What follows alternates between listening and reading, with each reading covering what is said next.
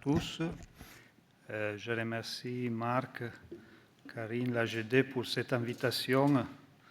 C'est toujours un plaisir que je revienne à ces journées qui, d'un côté, c'est pour nous une source de motivation pour nos recherches et puis de l'autre, c'est aussi une occasion d'exprimer notre gratitude à l'AGD qui nous a financé nos recherches à plusieurs reprises, mais encore plus à toutes les familles qui nous ont fait confiance au fil des années en participant à ces recherches. Donc, dépistage du diabète de type 1, de quoi on parle? Déjà, il ne s'agit pas d'une mesure de glycémie, mais il s'agit de détecter l'attaque du système immunitaire contre les cellules bêta avant que ces cellules bêta puissent être détruites. Et effectivement, quand on y pense un peu, on se rend compte que l'approche au diabète de type 1 est encore largement basée sur ce qui sont les conséquences d'une destruction de ces cellules bêta du pancréas qui est à la base une maladie de type auto-immune. Vous savez peut-être qu'une des piliers de l'ancienne médecine d'Hippocrate était l'observation et le goûter des urines. Vous voyez, ces patients-là n'ont pas l'air très rassurés.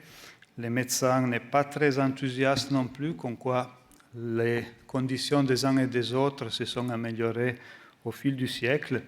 Au fil des siècles, il y a encore néanmoins cette approche qui reste limitée à un traitement de remplacement d'un hormone, l'insuline, qui n'est plus produit.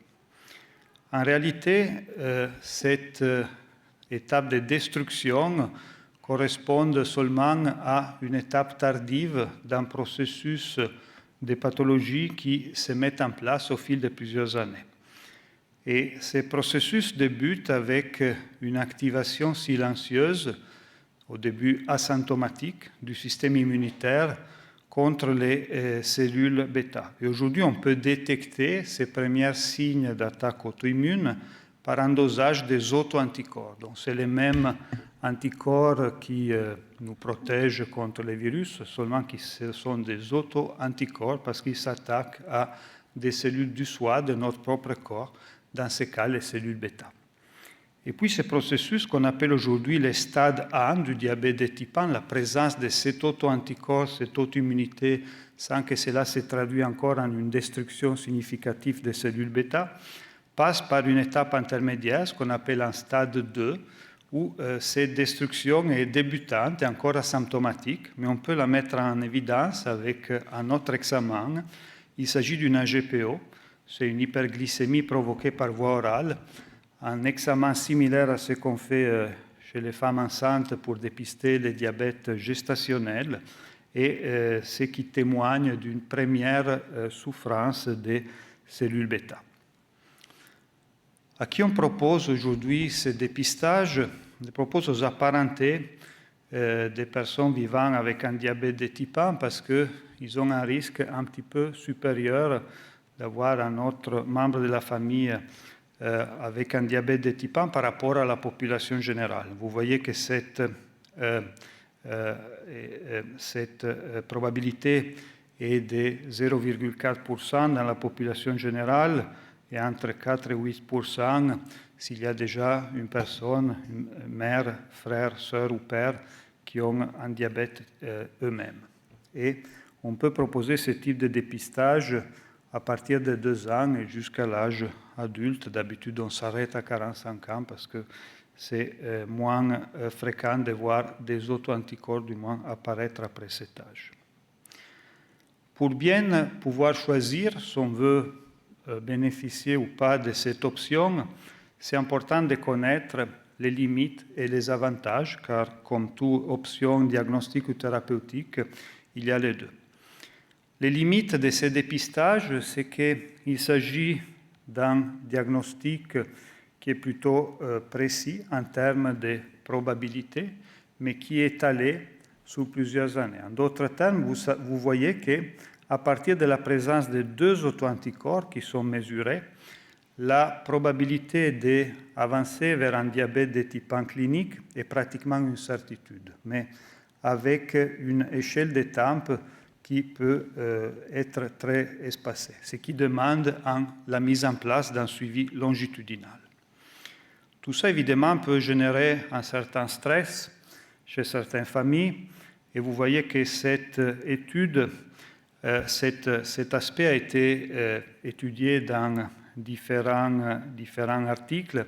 Ici, je vous en montre un qui montre comme le stress qui est généré chez une maman à laquelle vous annoncez un dépistage positif pour son enfant est à peu près du même niveau de l'annonce d'un diabète de type 1. Toutefois, ce stress se normalise au cours des mois en montrant peut-être que le fait de rentrer dans un programme de suivi, de prise en charge est quelque peu rassurant pour la suite. Et puis il y a d'autres études qui montrent que ce stress un peu anticipé, qui est un peu inévitable lorsqu'on veut anticiper une prise en charge, est quelque peu compensé au moment du diagnostic clinique, de la mise sous insuline, parce que vous voyez que les mêmes parents rapportent un niveau de stress plus bas, c'est les parents en blanc, donc les enfants ont bénéficié d'un dépistage préalable par rapport aux enfants qui sont rentrés dans les diagnostics par les voies classiques, et aussi rapportent une qualité de vie de l'enfant supérieure par rapport aux enfants qui arrivent au diagnostic par les voies classiques. Quels sont les avantages du dépistage? Déjà, dépister, c'est avant tout rassurer parce que dans 95% des cas, ce dépistage est négatif. Et puis, dépister, c'est déjà prévenir un certain nombre de choses, l'acidocétose, la dégradation du contrôle glycémique, les difficultés d'adaptation à la maladie. On va reprendre chacun de ces points. Et puis, un point à ne pas négliger, l'impact des facteurs de risque modifiables, parce qu'aujourd'hui, le surpoids, la sédentarité sont un facteur de risque, pas seulement pour le diabète de type 2, mais aussi pour l'évolution vers un diabète de type 1 lorsqu'il y a une auto-immunité des auto-anticorps qui sont déjà présents. Et puis, troisième point, dépister, c'est pouvoir aussi bénéficier de nouveaux traitements. On va en dire un mot également. Quid de l'acidocétose? Il s'agit du premier enjeu, prévenir l'acidocétose, parce qu'aujourd'hui en France, ça représente encore un peu moins de 50% des modalités de découverte de diabète de type 1 chez l'enfant. C'est un risque vital immédiat et ça a un impact neurocognitif sur le court et moyen terme. Et en plus, il y a plusieurs études qui montrent comme si le diagnostic s'est passé par une acidocétose, l'équilibre glycémique va être moins bon, même 15 ans après le diagnostic, parce que cette acidocétose a un coût de stress très important sur les cellules bêta, et donc il va en détruire un certain nombre. Les bénéfices attendus reportés par différentes études, c'est qu'avec ce dépistage, ces taux d'acidocétose descendent à environ 4%. Le deuxième enjeu, c'est préserver une insulinosécrétion naturelle. Qu'est-ce que ça veut dire? Ça veut dire préserver un petit nombre de cellules bêta qui ne va pas éviter les besoins d'injection d'insuline, mais va simplifier les choses par la suite. Effectivement, vous voyez que cette insulinosécrétion naturelle qu'on dose avec un test de laboratoire qui s'appelle le peptide C, et lorsqu'on arrive à préserver cette insulinosécrétion sur les premières 5 ans, on a un meilleur contrôle glycémique dans les années qui suivent, en termes d'hémoglobine glyquée, en termes de moins d'hypoglycémie sévère, de doses d'insuline, et puis de recours à l'hospitalisation pour acidocétose. Et ça peut faire aussi une différence au niveau des complications tardives. Il n'y a pas d'évidence directe pour le dépistage, parce que c'est encore quelque chose de relativement nouveau, mais on sait que l'effet de préserver un peu d'insuline produit naturellement impacte aussi les complications au niveau oculaire, rénal et cardiovasculaire. Et ces graphes vous montrent que la quasi-totalité des enfants qui rentrent dans les diagnostics cliniques à la mise sous insuline par les voies du dépistage préserve une sécrétion d'insuline en peptide C significatif par rapport aux enfants qui rentrent dans les diagnostics par les voies classiques. Le troisième enjeu, c'est qu'une prise en charge anticipée représente aussi une présentation clinique atténuée. Vous voyez à nouveau en blanc les enfants qui sont rentrés dans les diagnostics cliniques par les voies du dépistage, une hémoglobine glyquée qui est pratiquement normale, ainsi que leur niveau de glycémie. Et puis, c'est des enfants qui ne perdent pas du poids, ce qui témoigne qu'ils ont encore effectivement cette insulinosécrétion qui évite cet état de manque de possibilité d'utiliser le glucose qu'on voit très souvent au moment de la découverte clinique. Et dans 28% des cas, il n'y a pas de besoin d'insuline immédiat. Dans un autre certain nombre de cas, il y a des besoins qui sont moindres, ce qui permet justement une adaptation, une transition vers l'insulinothérapie qui est beaucoup moins confortable, avec une temps aussi d'éducation qui est un peu plus relaxée par rapport à ce qui se passe d'habitude. Donc, en d'autres termes, il s'agit un peu de sortir de la situation d'urgence du diagnostic classique pour passer à une prise en charge ambulatoire avec des temps de transition plus confortables. Le quatrième enjeu, c'est qu'il y a de nouveaux traitements qui commencent à apparaître, qui ne sont pas encore la prévention, ils ne sont pas capables d'éviter les recours à l'insuline, mais en tout cas, ils vont retarder cette mise sous insuline.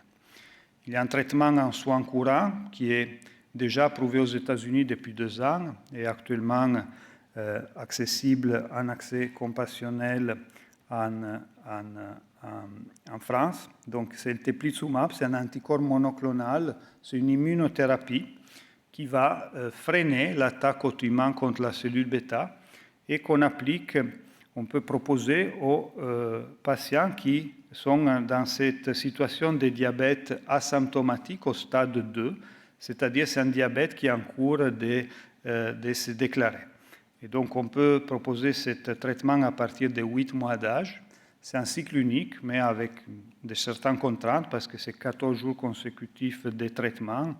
Et le retard moyen qui a été rapporté dans les études pour la mise sous insuline, c'est d'environ 2 ans et demi. Donc, en résumé, il s'agit d'un traitement encore perfectible, mais au bénéfice prouvé, qui nous donne une première immunothérapie de référence. Et donc, c'est un vrai tournant dans la prise en charge, parce qu'avant, on n'avait rien, on n'était pas capable d'impacter cette progression, et donc ça va accélérer aussi le développement d'autres traitements. Donc on a aussi toute une série de molécules qui sont en train d'être testées, ou vont être testées dans les prochains mois, années, dans des essais cliniques, et donc qui s'offrent également aux enfants et adultes qui identifiés avec un diabète préclinique par les voies du dépistage. Et donc vous voyez qu'il s'agit de molécules déjà qui sont présents sur le marché pour d'autres indications, donc on connaît plutôt bien les profils de sécurité et que dans certains cas ont des moyens, des schémas d'administration un peu plus confortables, soit plus courtes par rapport à celui du teplizumab, soit par voie intramusculaire subcutanée, voire orale dans certains cas. Et nous allons débuter prochainement sous la région parisienne un essai clinique avec le verapamil. C'est un agent antihypertenseur utilisé depuis 40 ans en médecine qui a montré un bénéfice sur la préservation des cellules bêta à l'étape de déclaration clinique du diabète. Donc on va le tester dans les diabètes précliniques en suivant les raisonnements que peut-être si on l'utilise encore plus tôt, son bénéfice pourrait être même supérieur. Donc, comment ça se passe, les dépistages en pratique? Peut-être que quelqu'un d'entre vous a participé à notre protocole de recherche européenne INNODIA qui proposait ce dépistage avec un prélèvement venu à l'hôpital. Tout ça, c'est fini. On ne fait plus ça.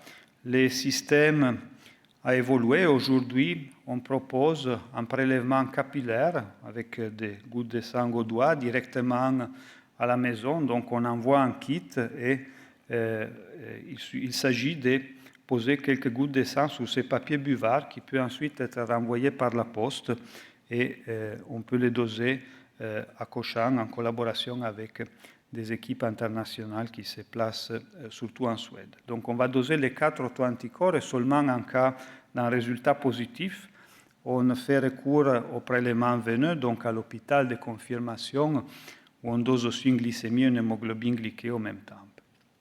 Qu'est-ce qui se passe en cas, par la suite à ces dépistages?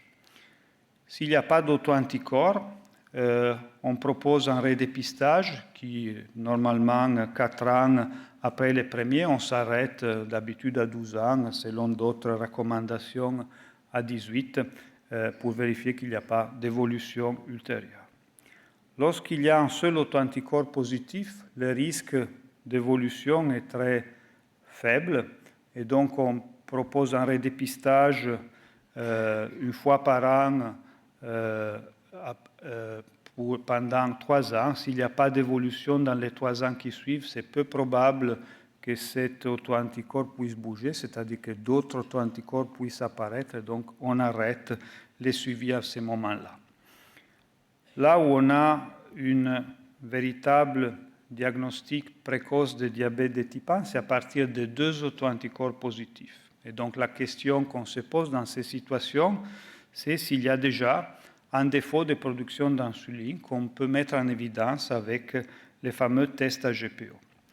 Et donc, si la GPO est normale, il s'agit d'un stade 1 de diabète préclinique, donc une auto-immunité isolée sans encore de destruction des cellules bêta. Et donc, il y a un suivi qui est proposé avec une glycémie capillaire une fois par mois et une GPO tous les 6 à 12 mois, selon l'âge de l'enfant.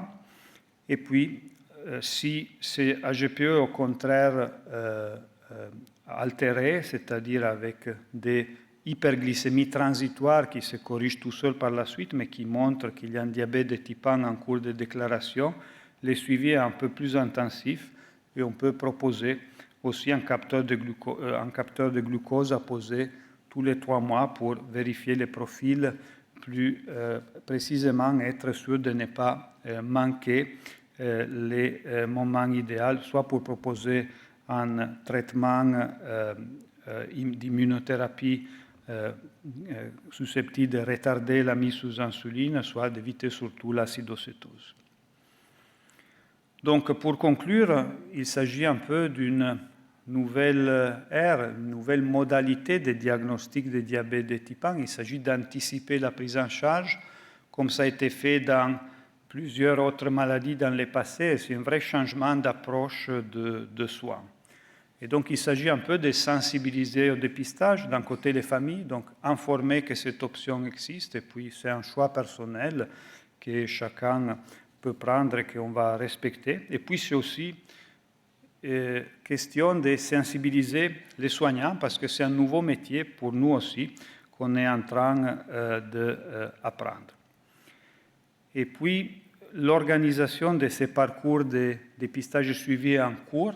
En France, le dépistage rentre encore dans le cadre de la recherche, mais le suivi peut être désormais considéré en soins courants une fois qu'il y a un diagnostic précoce de diabète préclinique. Donc, le dépistage peut être fait à distance avec ce type de système avec piqûre de doigts et le suivi est possible dans les services d'endocrinologie pédiatrique. Tous les services sont plus ou moins en train de s'équiper pour faire face à ce nouveau besoin. On parle vraiment de présent et pas de futur. Il y a des pays où tout ça est encore plus avancé. Par exemple, en Italie, il y a un dépistage qui est avec une loi qui a été approuvée l'année dernière où il y a cette option de dépistage proposée pas seulement aux apparentés, mais à toute la population italienne âgée entre 1 et 17 ans. Et c'est un dépistage combiné pour le diabète de type 1 et la maladie cœliaque. Donc tout ça, c'est vraiment en train de démocratiser. On le verra de plus en plus dans les années à venir. Dernière diapo pour remercier les familles qui ont été pionnières du dépistage en participant à nos protocoles INODIA et aux autres au cours des années, parce que C'est grâce à votre participation que tout ça qui était et encore en partie de la recherche est en train de devenir une réalité des soins courants. Et pour les familles qui souhaitent nous rejoindre et bénéficier d'un dépistage, vous pouvez nous écrire à cette adresse mail et on peut vous envoyer un kit pour les prélèvements chez vous. Merci pour votre attention. Donc, je vais vous présenter aujourd'hui les aspects éthiques et psychologiques qui ont été soulevés dans ce travail de réflexion et d'écriture des recommandations sur cette possibilité de dépistage présymptomatique du diabète de type 1. Mon objectif est de favoriser une réflexion éclairée sur ce dépistage et non de conseiller en faveur ou en défaveur de cette démarche. J'aimerais aujourd'hui vous proposer un éclairage sur les éléments éthiques et psychologiques nécessaires pour nourrir une réflexion avant de prendre une décision. Je vais aborder les enjeux complexes que ce dépistage soulève, notamment en termes d'accompagnement des familles, de respect des principes éthiques et de prise en compte des répercussions psychologiques possibles. Ces enjeux touchent à des dimensions fondamentales de notre rapport à la santé, à l'incertitude et au choix pour nous-mêmes et pour nos proches. Le dépistage présymptomatique du diabète de type 1 pose de nombreuses questions éthiques et psychologiques. Il est primordial d'y réfléchir pour discerner quel est le meilleur choix possible dans les modalités de sa mise en œuvre et les modalités d'accompagnement des familles concernées. La particularité de ce dépistage est qu'il se situe entre la prédiction et la prévention.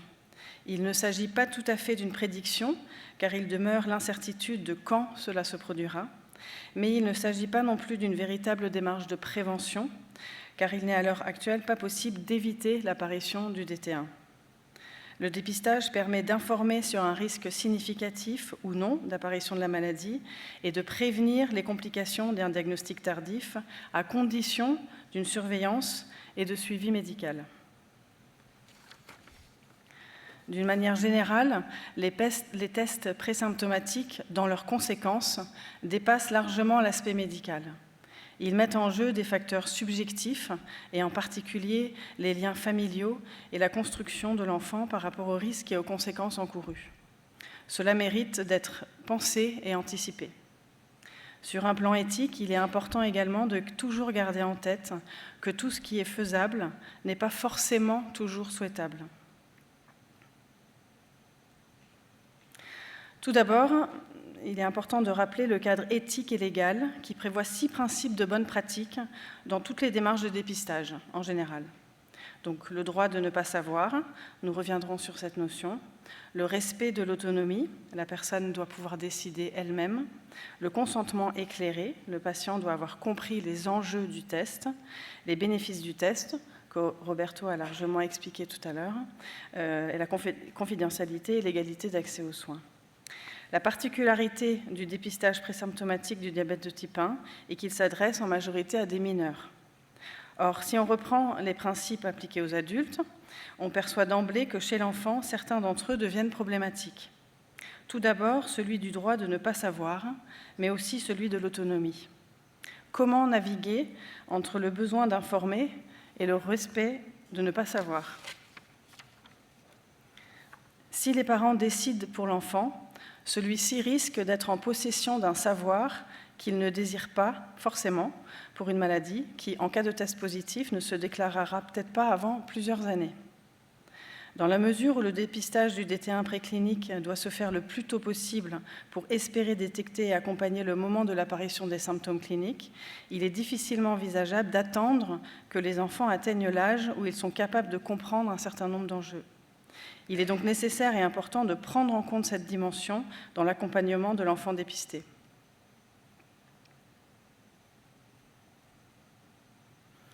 Au-delà des questions éthiques, le dépistage présymptomatique chez l'enfant soulève d'autres questions sur le plan psychologique. Je vais aborder maintenant 3 aspects que ce dépistage peut influencer. La relation parent-enfant, le rapport de l'enfant à son propre corps et la manière dont l'enfant, mais aussi la famille, vit la temporalité de cette attente incertaine. Il peut être difficile de dire à des parents que leur enfant a un risque très significatif de déclarer un diabète de type 1, donc le cas du test positif, sans envisager le risque d'un changement de regard sur leur enfant, le considérant déjà comme malade. D'autant plus qu'une surveillance médicale régulière sera nécessaire, car le dépistage seul ne permet pas de savoir quand les symptômes cliniques du diabète de type 1 se déclareront. Un test négatif, par ailleurs, peut d'ailleurs engendrer sensiblement la même problématique dans la mesure où celui-ci ne l'est pas d'une manière définitive et devra être réitéré dans certains cas. L'annonce d'un dépistage positif peut induire chez les parents et au sein de la famille non seulement une inquiétude plus ou moins envahissante quant à la santé de leur enfant, mais il s'agira également pour eux de faire face et de faire avec un sentiment d'incertitude quant à l'évolution et l'apparition des symptômes.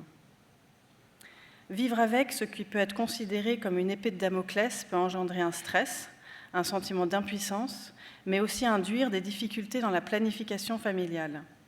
Avoir peur de laisser son enfant s'éloigner, par exemple, de peur de ne pas être là au moment de l'arrivée des symptômes. Les parents peuvent se retrouver en difficulté face à un besoin de surprotection d'un enfant qui leur paraîtra peut-être plus fragile. Il est ainsi important de prendre en considération la configuration de la famille dans laquelle le dépistage sera effectué.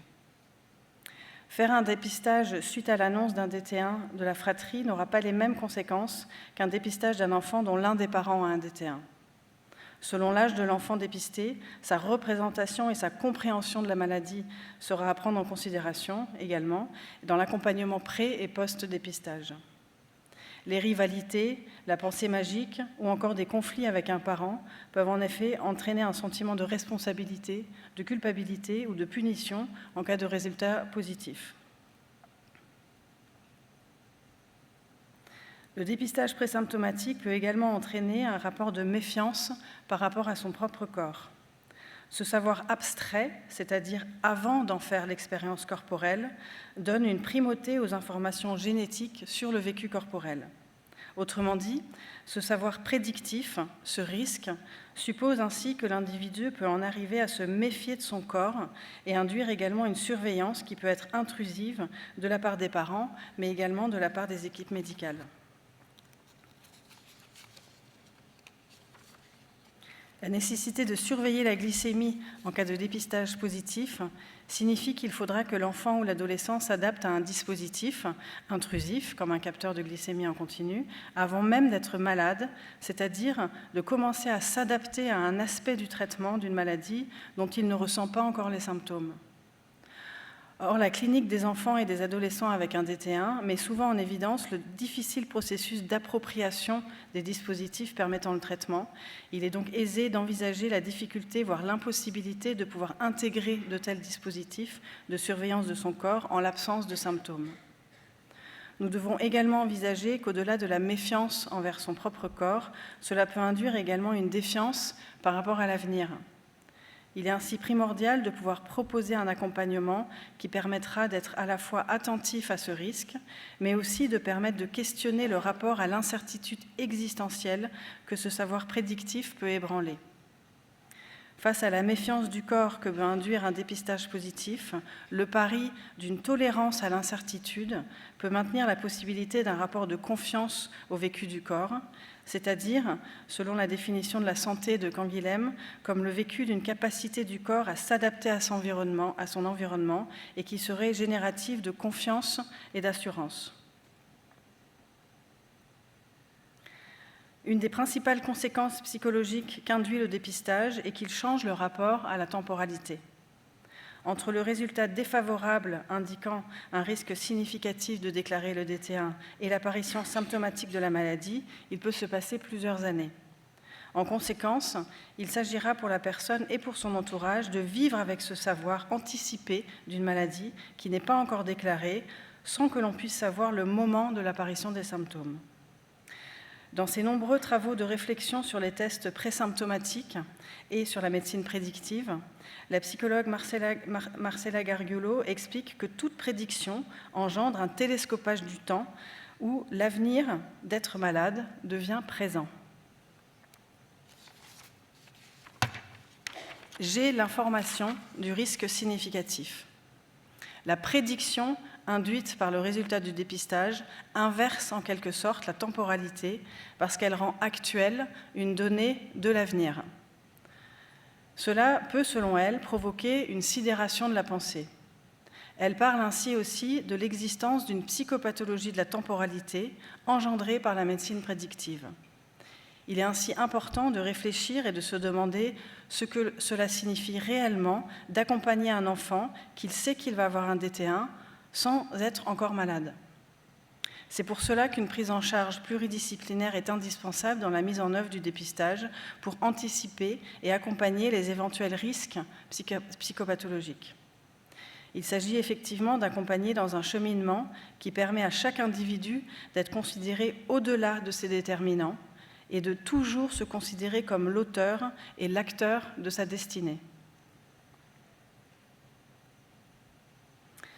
Enfin, j'aimerais conclure avec une réflexion sur une question existentielle et complexe, celle du droit de ne pas savoir. Il s'agit d'une question complexe dans la mesure où le droit à l'information n'exclut pas toujours le droit de ne pas être informé. La préservation du principe d'autonomie suppose en effet de respecter le choix non seulement de ne pas savoir, mais également de refuser l'information. En fournissant une information qu'une personne ne désire pas, on risque de la mettre face à des questionnements qu'elle ne souhaitait pas se poser. Cela pose la question de l'information éclairée et celle du consentement qui en découle. Il s'agira donc de donner l'information de l'existence du dépistage et de ses enjeux, mais pour autant, cette information ne doit pas être incitative.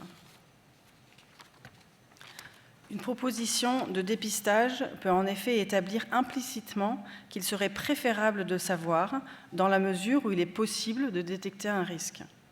Il y a donc déjà là un conflit éthique qui rend le droit de ne pas savoir difficile à garantir. De plus, l'information même de l'existence d'un dépistage peut être anxiogène dans la mesure où cela implique la nécessité d'un choix. Cela est d'autant plus complexe quand le choix doit se faire dans un couple parental. Il est donc important de mettre l'accent sur l'information plutôt que sur la proposition du dépistage pour permettre de laisser la possibilité de ce dépistage à ceux qui le souhaitent, sans que les autres puissent se sentir influencés ou contraints. Pour conclure, je dirais que le dépistage présymptomatique du DT1 ne pose pas seulement des questions médicales, mais également des questions profondes sur notre rapport à la santé, à l'incertitude et à l'information. Ce sont des réflexions qui doivent guider nos décisions. Je vous remercie pour votre attention.